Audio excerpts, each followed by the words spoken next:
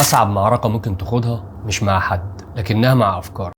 معركة محدش شايفها غيرك، ولكنها ممكن تدمر حياتك. الاكتئاب مش مجرد حزن، الاكتئاب حاجة ممكن تخليك تفقد شغفك وشغلك وعلاقاتك، وانت بتضحك قدام الناس عادي، لكن انت من جواك بتنهار. لكن وسط كل ده ربنا سبحانه وتعالى ما سابناش لوحدنا. النبي صلى الله عليه وسلم نفسه كان بيستعيذ بالله من الهم والحزن، لأنه كان عارف إن القلب لما بيتعلق بالله الألم بالنسبة له مش بيبقى نهاية الطريق، ولكن بيبقى بدايته.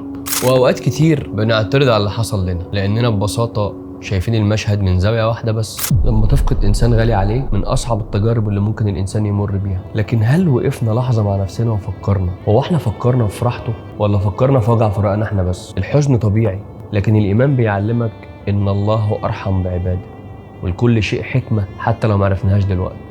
الصبر، وعشان كده ربنا سبحانه وتعالى ذكر الصبر كتير في القرآن.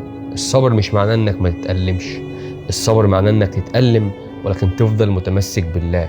ربنا سبحانه وتعالى كرم الإنسان. أنت ما اتخلقتش عشان تحزن وتكتئب، أنت اتخلقت عشان تعبد وتسعى. اعمل اللي عليك وسيب الباقي على الله. وخلونا دايما نسأل على بعض، لأن مش كل شخص محتاج مساعدة بيطلبها، لكن بيتمنى إن حد يسأل عليه. ابعت الفيديو ده لصاحبك، يمكن يكون محتاج يشوف الرسالة دي النهاردة.